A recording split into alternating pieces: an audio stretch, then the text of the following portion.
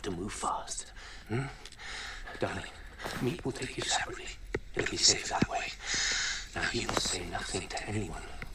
Do you understand? Now, wear all the clothes you can and pack what you can carry in your school bag. You can't be seen to carry suitcases. Meep and Yan will collect the rest of our things later.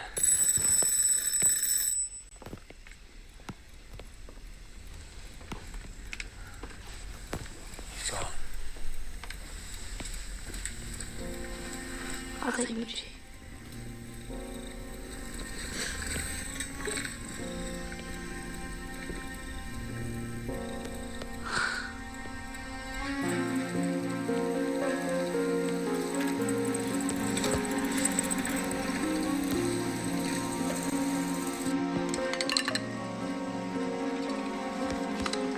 Craziest things, but my brain's in a whirl. Anyway, memories are more to me than dresses. We looked as if we were going to spend the night in a fridge.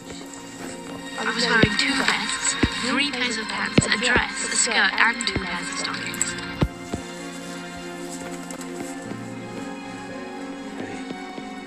I was suffocating even before we left the house.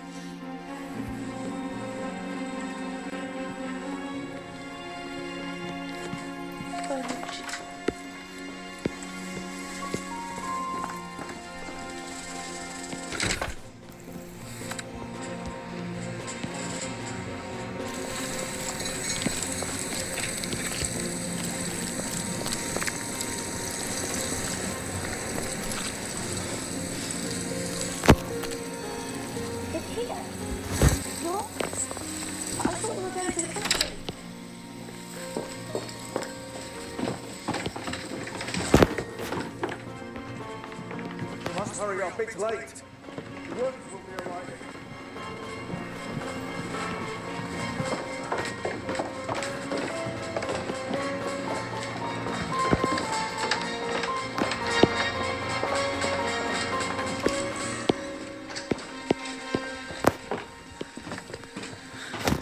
Thank you, dear Meep.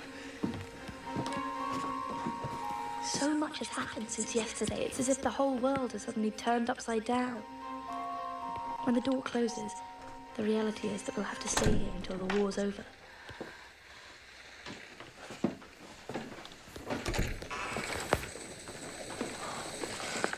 Well done, Father.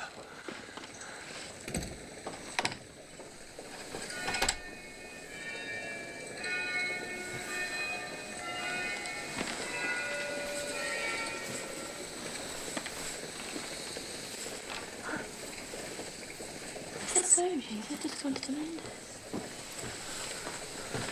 There's that little table. I wonder where that went. You sit down there, darling.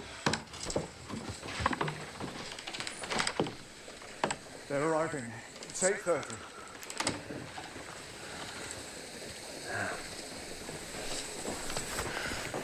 You have to stay very quiet until 12:30. What?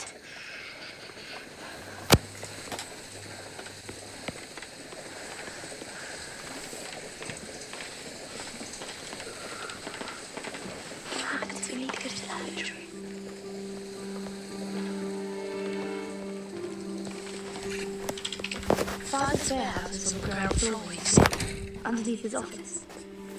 The warehouse men who work there don't know anything about us, so while they're down there during the working day, we'll have to keep quiet. No looking out of the windows, no walking around in shoes, no running the taps, no loud voices, no flushing of the lavatory. I don't know how I'm going to bear it.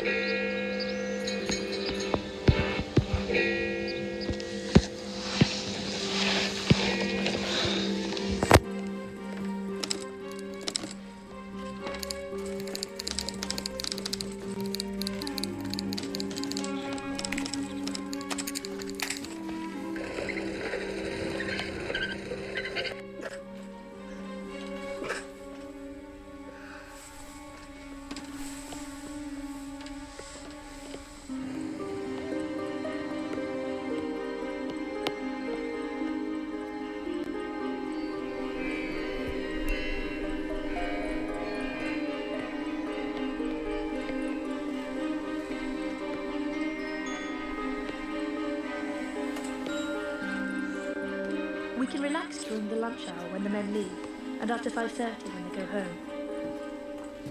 The only people who know we're here are the office staff, and they're risking their lives to look after us. We're lucky. We're really very lucky. What will happen to them if they get found out?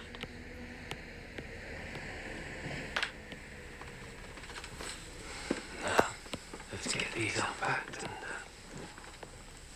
make some lunch. I don't think I'll ever feel at home in this house, but that doesn't mean I'll hate it. Father's brought some books and says we can have some games. I've even got my collection of film stars. Just like home. What are you going to put on your side, Margot? Don't know. I know it's difficult, Margot, my darling. At least we haven't been separated.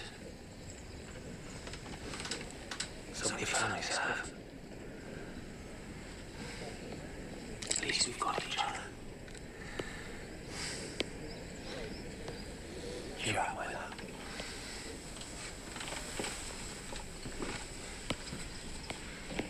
Ben, can you still smoke? Edith.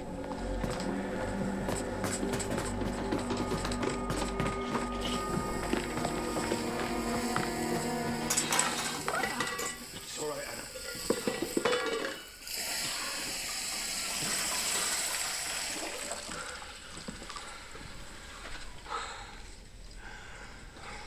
It's only a saucepan, my love. Shh. That's all right.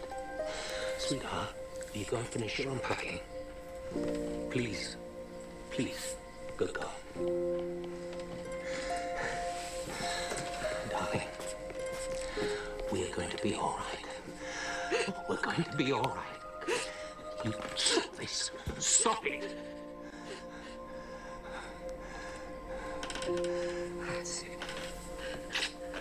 Now, come on. You must be strong, Faye. You must be strong. I don't know what I feel yet. It's like being on holiday in some strange boarding house. It's a bit damp and lopsided, but it's probably the most comfortable hiding place in all of Amsterdam. No, in all of Holland. Daddy's right. We're very lucky.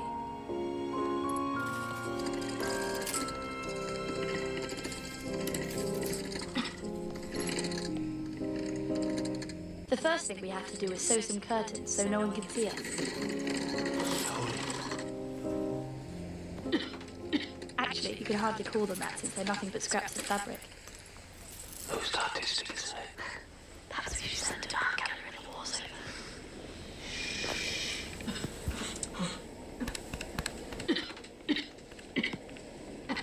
We can't call a doctor, of course, for obvious reasons.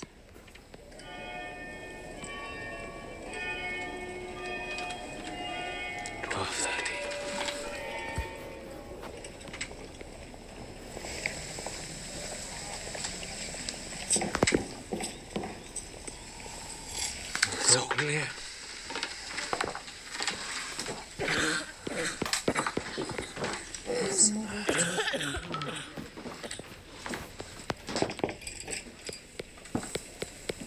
How wonderful to see you. Have you seen Hillary? Has she asked after it? No, I haven't seen her. But you live opposite her. Haven't you seen anyone from my school? Dear, did you get the medicine Ian is collecting some more Russian books today. Where's he getting them from? I don't ask. You have a very brave husband. I'm a very helpful greengrocer. I'll collect your shopping list at 8:30 each morning and then try and come at lunchtimes. Please do. I can't thank you enough.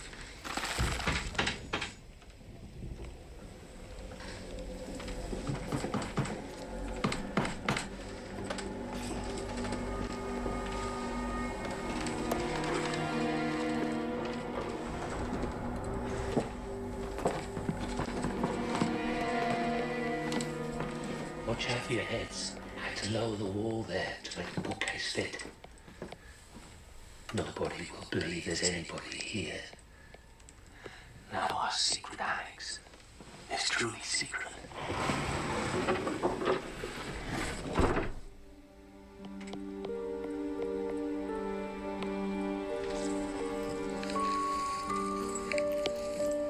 We're making ourselves useful. Today's been fun. We've stolen 3 crates of plums from Mr. Kugler. He and Mr. Kleiman are running Father's office till the war's over. They make pectin for jam and mix up spices for sausages. I bagged the crates for our bedroom. But we won't be alone for long. Today the Van Dans are joining us. Mr. Van Dan works for my father. He's got a good nose for sniffing spices. But it's much more fun to have other people around. I don't like the quiet. Makes me nervous.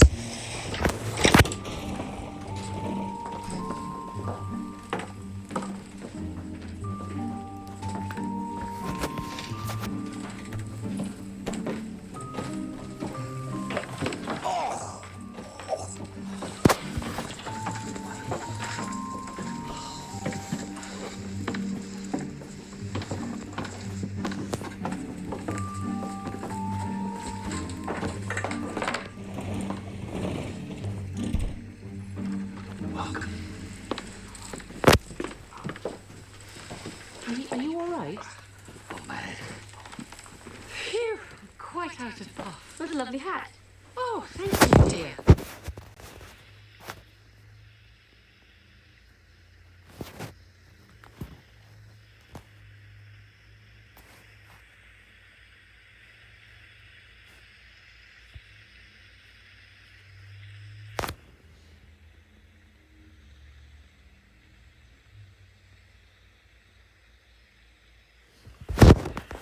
Good old son, Peter. I've seen you at school.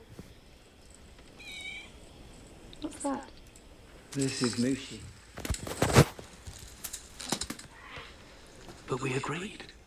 No animals. It's not fair. Why should he be allowed a cat? I told you not to bring him. Didn't let me bring Moochie. He'll be very good. I'll look after him. The dear boy loves his pussycat, don't you, sweetheart? And besides, you'll thank us for it. This place must be crawling with mice. I don't expect Peter's company to amount to much, but I suppose I'll have to put up with him. Careful on the stairs, though, it's tricky. Watch these steps, Steve. This is Mother and Father's room. And this is where Margot and I sleep. This is Greta Garbo. I love her movies, don't you?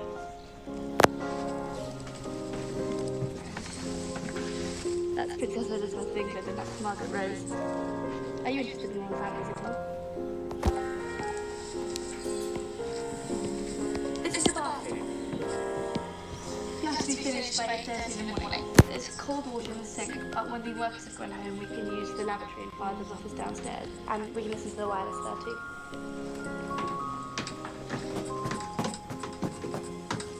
Come on.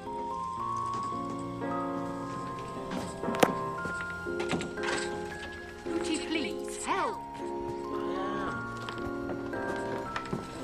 This is the living room for all of us, but your parents will sleep in it at night. Mr. Clemens made him a fold-out bed.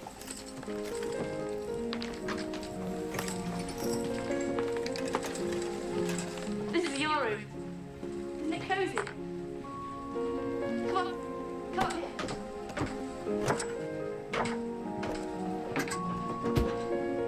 And this is my favourite place of all. We can make more noise in here. And we're allowed to open the windows so we can breathe fresh air.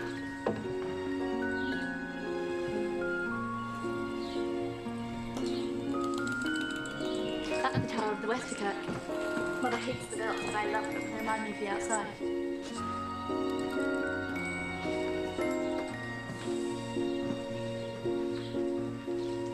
I come up here when people get on my nerves. Do your parents ever annoy you? Mine do, especially Mother. Can I hold it? He's a bit shy.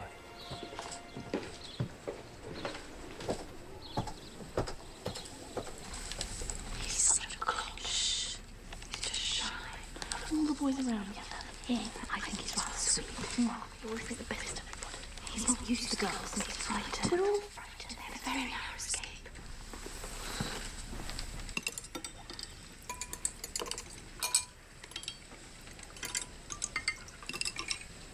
last week has been terrible. Yesterday they rounded up 700 Jews. Our friends, the Goslers, you remember them. They disappeared last night. Please, let's talk about this later.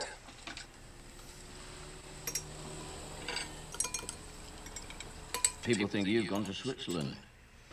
Your neighbour rang me, said you'd left in a hurry, so I went round and searched your place. That's when I found the note you'd left. What note? It had an address in Zurich written on it. I told him to destroy it in case anyone found out. Next day, everybody was telling me you'd fled to Switzerland. Did you see my cat? What cat? She'll be fine, dear. Mrs. Schmidt will be looking after her. Is she all right? There is a war on, you know. We've got more important things on our minds than cats. So why did you bring yours then? Edith, where's that bottle of cognac? Cognac? We kept it for your arrival. I was really looking forward to having the Van Dans join us.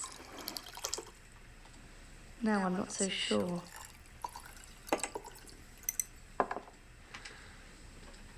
Welcome to the annex, my friends. We're very grateful to you. On with Petronella. Oh, my dear. She'll be all right.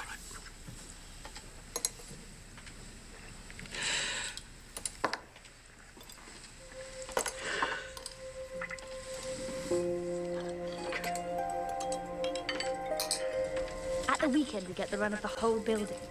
Today, Mother sent me downstairs to do everyone's laundry. And then she started to give me another one of her lectures. Anna! I take the opposite view on everything. Every day I feel myself drifting further away from her. It's hard to believe that only a month ago it was my birthday and we were so happy. Father says I should be nicer to her. But sometimes I need to slap her across the face.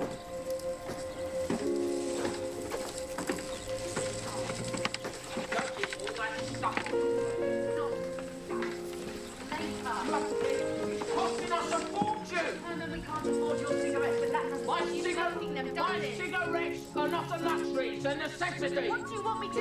Walk down the street to the apartment and pick up the makeup on there? Who is this for? Oh my God!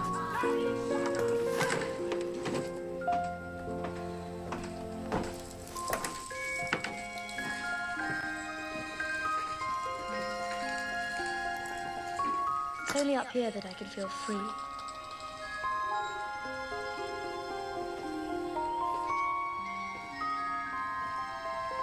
Soon there'll be conkers on the chestnut tree.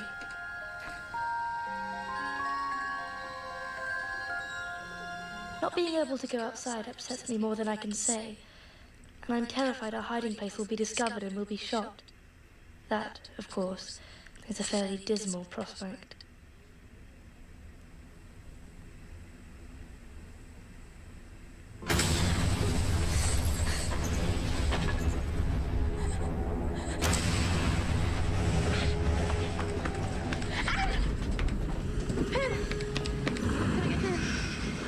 Come to me, darling. What pen?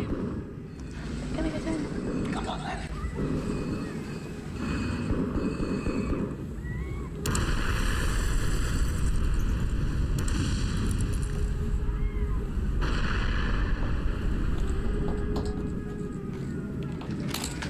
Put that out. No lights. It's all right for you. You've been in the trenches. We have to have rules. Please, Daddy.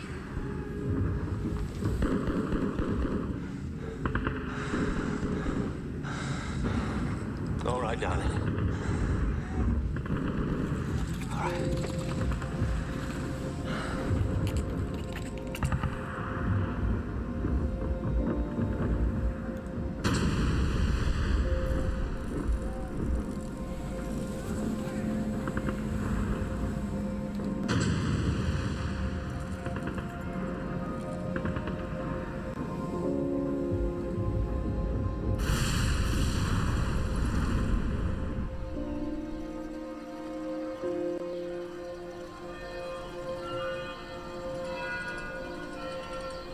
Today it's Saturday, and the warehouse men aren't around, so we can get up late. and have our baths. We can go anywhere in the house, but I like to use our toilet. Mr. Van Daan takes his bath in Peter's room, while Mrs. Van Daan has yet to take a bath. She's waiting to see which is the best place. Mother washes in the living room behind a screen, while Father takes his bath in the office downstairs. I wish they'd all hurry up. Please stay up here for the next half an hour. Please stay up here for the next half an hour. I've got it. Yes, right. I've done the water. Peter baths downstairs in the radio room, you see, and he's terrified that someone's going to walk in on him. His precautions are rather pathetic, aren't they?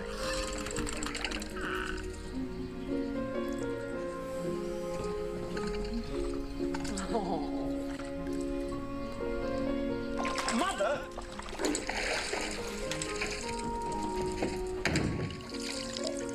And Margot baths in the front office, where she makes me stand guard. Do hurry up. You took long enough.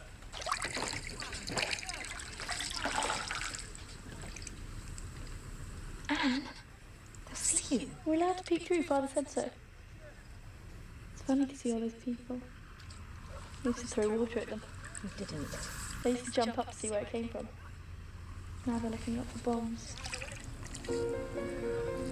And yet, life is carrying on. That's the strange thing. There's a family living in the barge. They've got the sweetest dog. Once I even saw a Jewish couple walking along the street. I felt I was gazing at one of the 7 wonders of the world. It gave me such a funny feeling, as if I'd denounced them to the authorities. We've just come out of one of the most concentrated and fierce nights of fighting, a night in which we struck hard one particular front along the enemy's positions and struck through. The infantry attacked to the tune of another shattering artillery bombardment and broke. My dear friends, today we have news of our own. We all know the dreadful things that are happening outside. I wonder if you'd consider another person joining us. Who? Mr. Albert Dussel. Oh, I know him. He's that dentist. He's very respectable. He's at Meep's apartment now, waiting for your decision. But why him? I mean, you wouldn't let my cousins come. Mr. Dussel's a single man. We only have room for one. One more mouth to feed. So we could all eat a bit less. Speak for yourself. Oh, don't be such a greedy guts. He's not going to smoke all your precious cigarettes, is he? Well?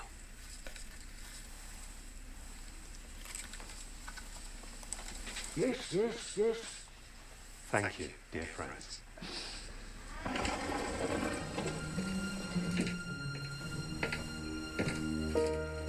Mr. Dussel arrived at the office, and when Meep brought him upstairs and told him we were behind the bookcase, he was so astonished he nearly fainted. Thank goodness she didn't leave him in suspense any longer.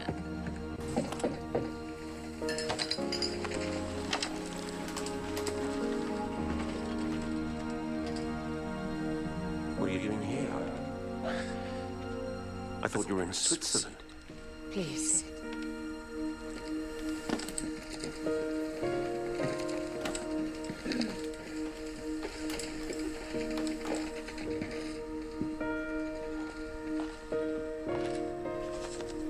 Smoke? No. Thank you. The Weissmans swore they saw you being taken away in a truck, and Mr. Niklas said that you'd gone into hiding in the country. What's happened to Ilse? Who? Darling, let him get his breath. Ilse Wagner, she lives in your building. The parents were taken away. I don't know what happened to the children. No. Herman Van Daan. You know my wife, Petronella? Of course. This is my son, Peter. Peter. Would you care for a cup of coffee, Mr. Dussel? It's ersatz, I'm afraid, and we have to make it in a jug. I'm still waiting for my coffee machine. You can have some of our sugar. What's happening? Please tell us. 6,000 Jews have gone. They've even started to take them out of the lunatic asylums. There's talk of mass sterilization. Please. speak later. You never told us.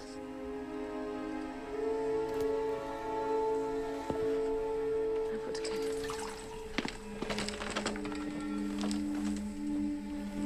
Now, we have to keep quiet until lunchtime.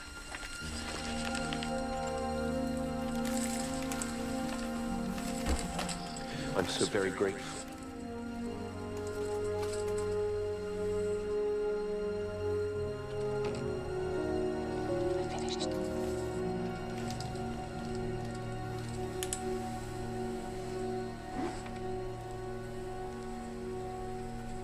Why does he have to sleep here?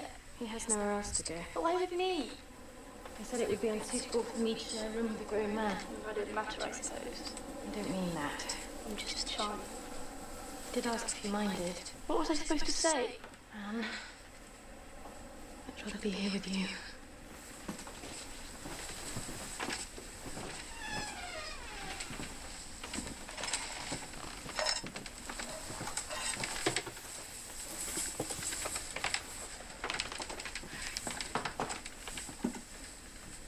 This is my bed? You've got the long one. We had to pop up my mattress with the chair.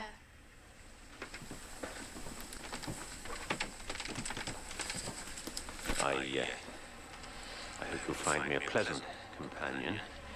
Many of my patients are children. I get on very well with them. I'm not a child, actually. I'm 13. You can pop your things in here.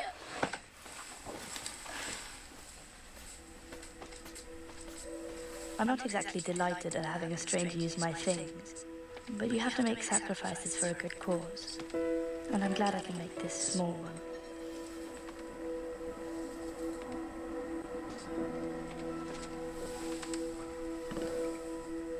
Who's that?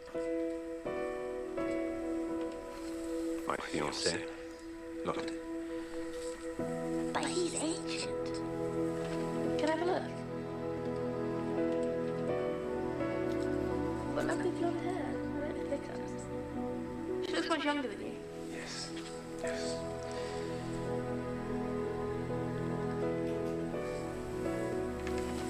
She'll be horrified when she finds I've gone. She has no idea where. You see, well, of course, nor did I. We've been gone for 4 months now. Don't know what my friends are thinking. Don't know if they're still there. But we keep cheerful. We have to stay cheerful.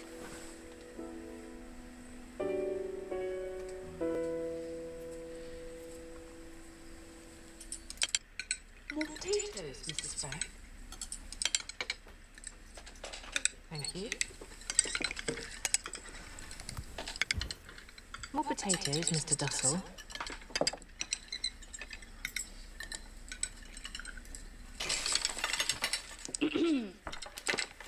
Prospectus for the Secret Annex. A unique facility for the accommodation of Jews and other displaced persons. Open all year round. No charge, low-fat diet, running water in the bathroom, and various inside and outside walls. She hasn't finished yet. It is forbidden to listen to German news bulletins, as only the language of civilized people may be used. Here, here. No leisure activities allowed outside the house until further notice, though calisthenics are encouraged by management, and singing is allowed after 6 p.m. The end. Yours, Anne.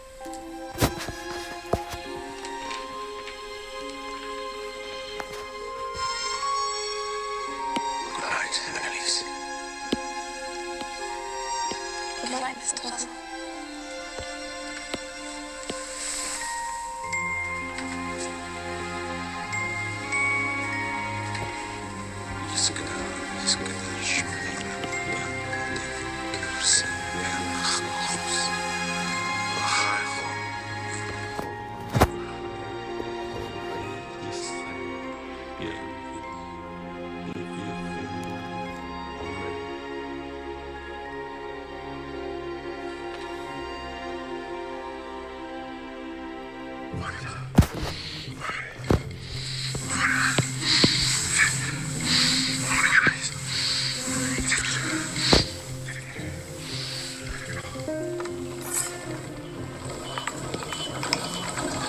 Dussel is a champion sportsman, you know. So he likes to keep himself trim. Unlike some people I can mention, you don't have to sleep with them.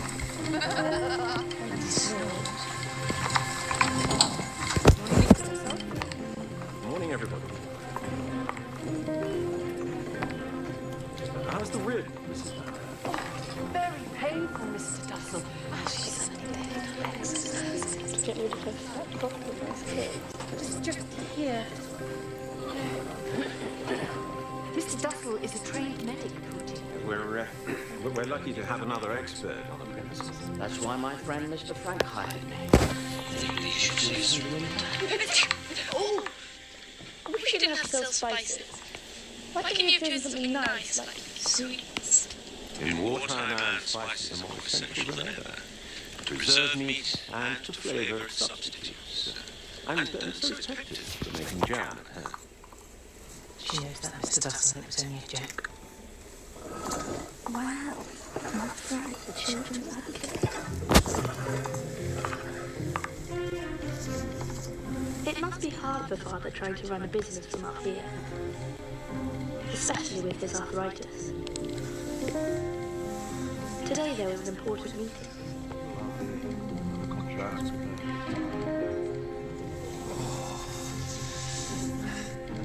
The negotiations were long and boring.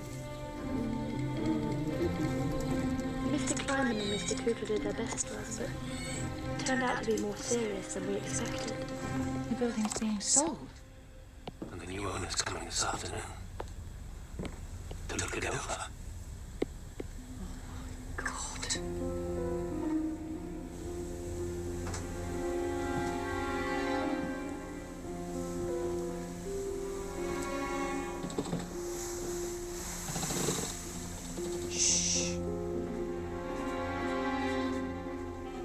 All sounds of breathing stopped. 8 hearts pounded. Footsteps on the stairs, then a rattling on the bookcase. He's so close. This moment is indescribable. Stay here, idiot.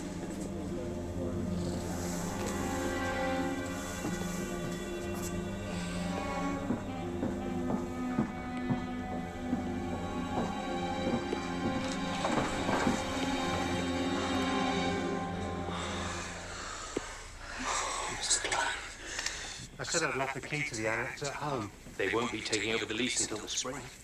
War may be over by then. You don't really believe that, do you? Yes.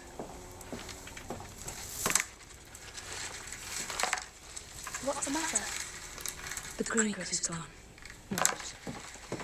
It's disappeared. No one knows what's happened to him. He's been arrested. We don't know that. He'll tell the police about us. Of course he won't. He doesn't know about you. He knows you get extra vegetables. He's a good man. I trust him completely. Are we going to stay? I've got to get home.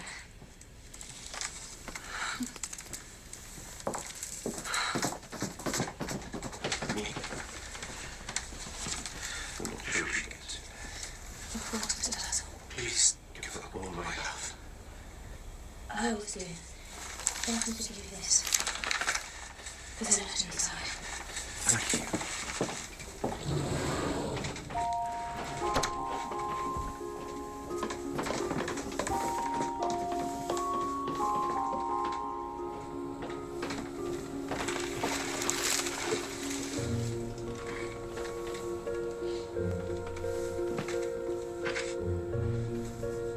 Mr. Dussel is slipping lower and lower in my estimation, and is already below 0.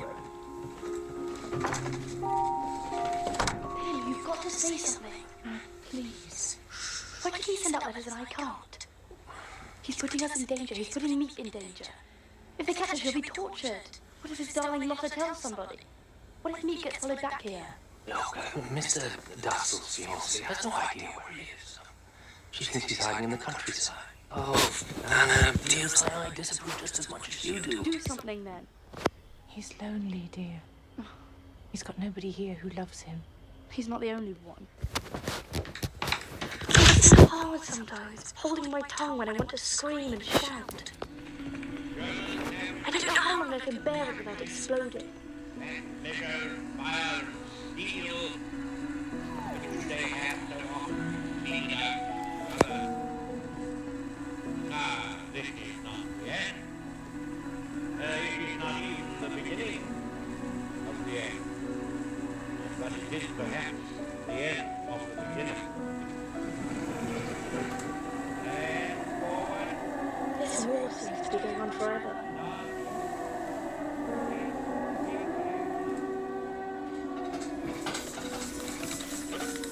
Always got your nose in a book, haven't you, young?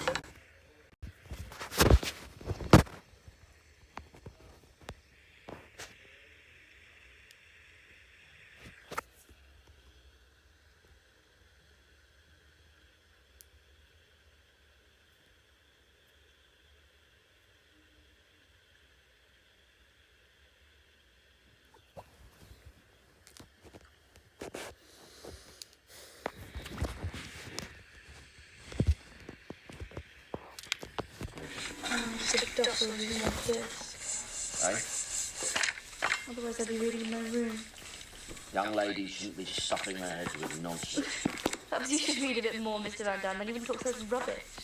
You said Mr. Dustin was only going to stay for a few weeks. Stop complaining. Stop complaining and help your mother. None of your business. Don't you talk to my husband like that. Oh, I don't know how you put up with it. If she were my daughter, Don't you get sarcastic with me.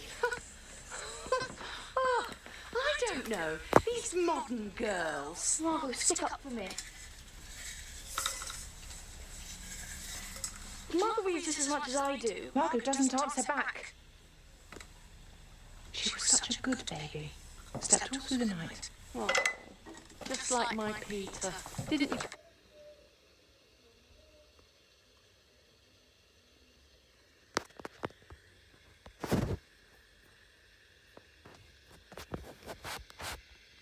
I'm too sexy for my fur, too sexy for my fur, so sexy meow. And I'm too sexy for dry food, too sexy for... Hello, Sabrina. I thought your apple looked really juicy, big, and ripe. You know, it's so delicious looking. And I just...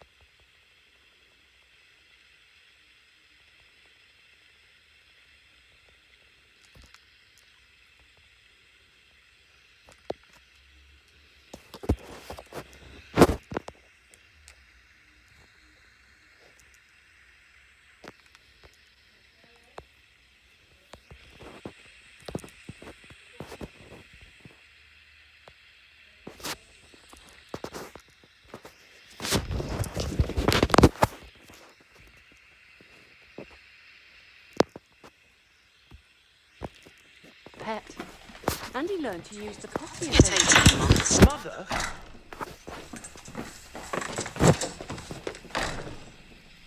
Our Peter's a good boy. He might not be an intellectual like you, but he's gonna go places. The trouble is, you know far too much about things you're not supposed to. Later on, when you're older, you won't be able to enjoy anything anymore. That's not true. You'll say, oh, I read that in some book 20 years ago, so you better hurry if you want to catch yourself a husband or fall in love, since everything's bound to be a disappointment to you. You know all there is to know, in theory, but in practice, well, that's another story. Thank you, Mrs. Beaverbrook.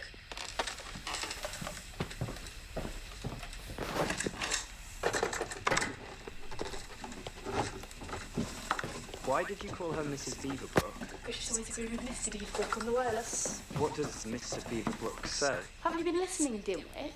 He says they're not bombing Germany hard enough. So I think she should be married to him. Oh, you do, Miss Quack Quack. What did you say? Miss Quack Quack.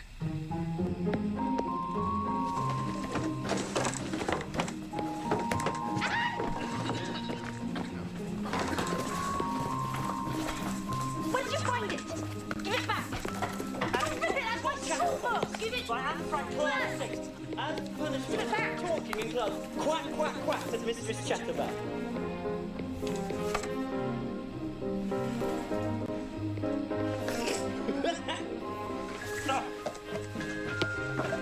You stole my pencil. I've never seen your stupid pencil.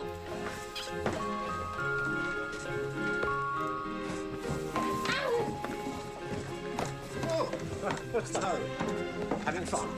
Can anyone join in? Is my desk free now? Of course.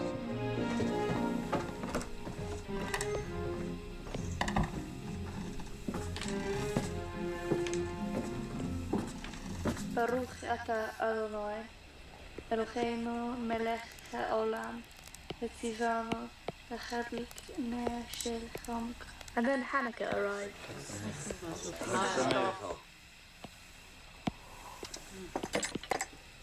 Manzu Yeshua si lechana elishabea tikom beisi filasi v'sham Torah nishabea liasachin matbea nitzam nabea azemom b'shivimo. Excuse me.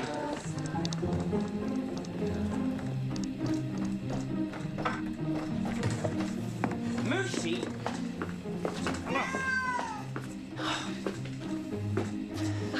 He peed on the floor. Got his litter tray. Idiot. Quack, quack.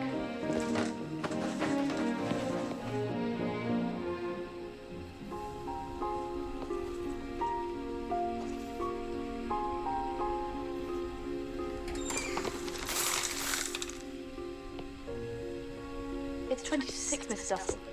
Would you be good enough to let me use the desk now? I'm not ready. It's my turn. I have important work to do, young lady. So do I. What? Scribbling in your diary. It's my room just as much as yours. You already have use of it for an hour and a half, 5 days a week, and during my nap. But you have it twice as much as me. And why is that? Because I'm a professional, not a little girl. I am not a little girl, Anne. Could you help with the potatoes? Mother, please stick up for me. No more arguments, please. But come on, it's so unfair. Stop it, Anne. Why did you make everything into such a drama? I'm so sorry, Mr. Dussel. Whose side are you on?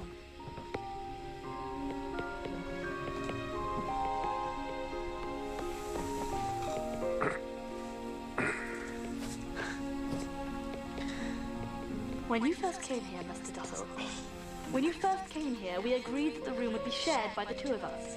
Logically, that would mean that I would have the morning and you would have the afternoon. I'm not asking for that much, just 2 more hours twice a week. And where would I do my work? Perhaps I should go back to my nice little surgery on the Herrengacht. Well, you could always work in the lavatory. You spend long enough in there.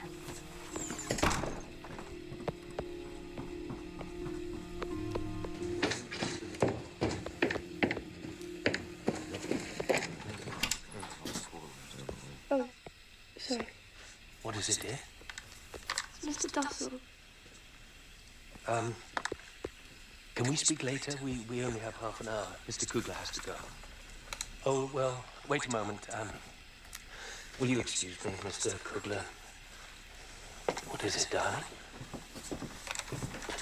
Please say something, Mr. Dussel. Mother won't help. She's being horrible as usual.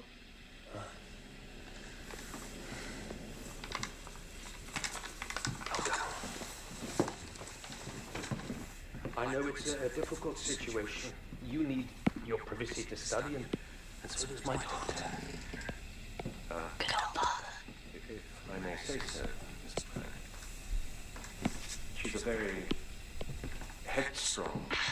You see, if it's for Margot, I wouldn't mind. Writing is very important to her. I believe it's the only way she can make some sense of the world. Find solace in these terrible circumstances. Work and hope. That's what we tell our daughters, Mr. Dussel. That's why we believe so strongly in her education. The only freedom is in here. This is our hope for the future.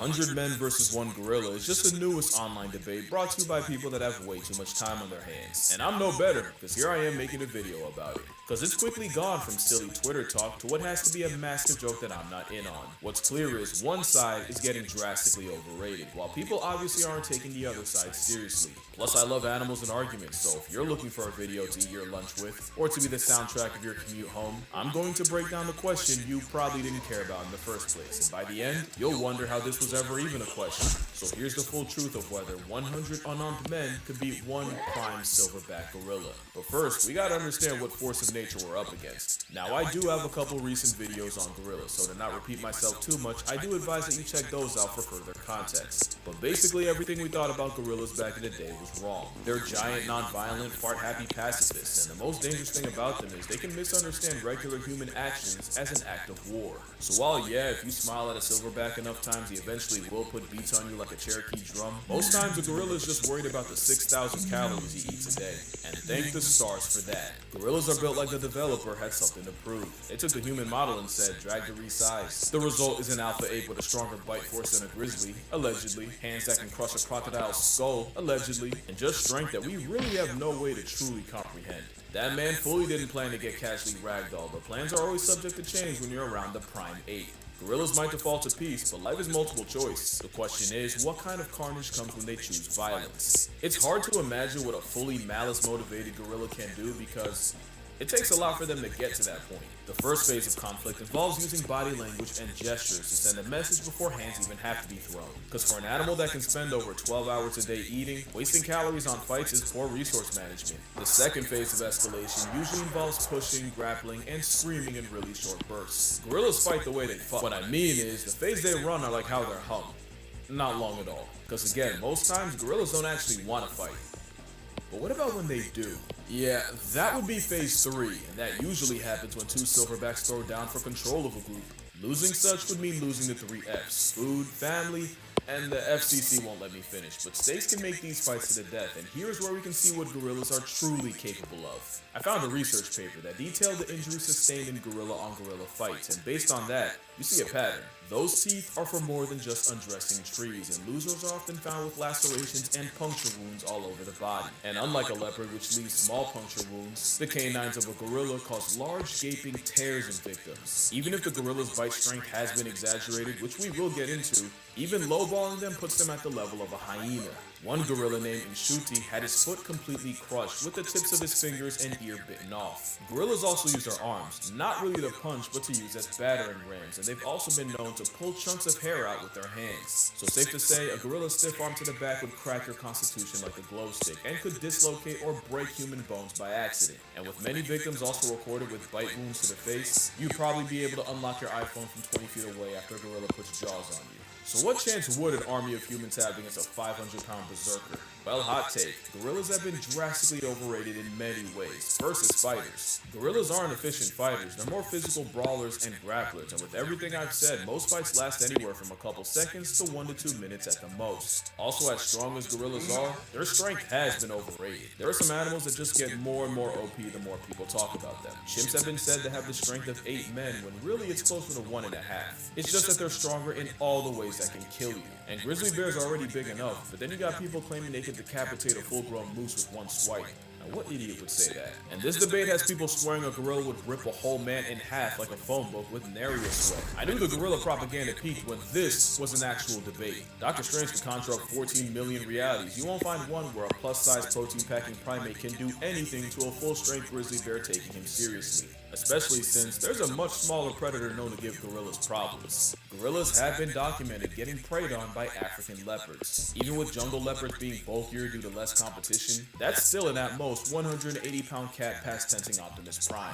Now let me be fair, these are rare, and leopards usually go for hoofed animals, wild pigs, and monkeys. Gorillas are actually too big and too social to be a regular on the grocery list, so it sounds like my whole point is trash. But that same paper listing gorilla-on-gorilla violence also showed the aftermath of of leopard attacks. In those reports, all leopard victims took bite wounds to the head and most of the arms, with lacerations localized about the neck and claw marks on the trunk. So even though it is rare and a one-on-one between a silverback and a leopard might murk both, if a gorilla can struggle with less than 200 pounds of predator, a 900-pound duratio would give Harambe a bunkmate. Also, against 100 men, there are some very real issues that could be game over for the gorilla. The big one is endurance. Gorillas are dangerously close to being hot girl fit. They're best using explosive bursts of energy, not sustained strain over a long period of time, and a fight against 100 humans would likely last hours. Which is really bad considering compared to us, gorillas have poor temperature control. Gorillas don't have as many sweat glands as humans, and if we're talking about mountain gorillas, the thick fur would make it a 1-on-1 versus 1. The men, and the risk of heat stroke. That is if the ape doesn't just have a heart attack. Cardiovascular disease is the leading cause of death in gorillas in zoos, and 70% of male gorillas in zoos suffer from heart disease that'll past tense them prematurely. Now that might just apply to zoo gorillas, but it's still a factor. Another is the very temperament of the gorilla is highly non-confrontational. They're more likely to run away than run a fade. But most importantly, the brawling, grappling build is not a good combat style against multiple enemies. We know that because there's another African predator that's been giving gorillas hell, and you may not have even realized it. And it's weird because for a while, gorillas and chimpanzees seem like they were on good terms. They've been recorded foraging together, and they'll even have their version of primate playdates. That all changed when the chimp started chimping. A couple years ago in Luongo National Park, scientists witnessed a gang of 18 chimps jump a gorilla family of 5. That's 3 females, 1 baby, and a silverback. The turf war lasted an hour, and even with the silverback apparently testing ragdoll physics, throwing chimps in the air, and even managing to injure 3. Eventually, he was surrounded and chased off by 9 chimps. The adults got away, but the chimps managed to snatch the baby gorilla of the group, which was promptly eaten. The second attack involved 27 chimpanzees and 7 gorillas, and this time, the silverback made a business decision and immediately climbed out of the trees and fled the scene. Yes, comparing chimps to humans is comparing durians to jackfruit. The moral here is the one gorilla can not only be overwhelmed, but neutral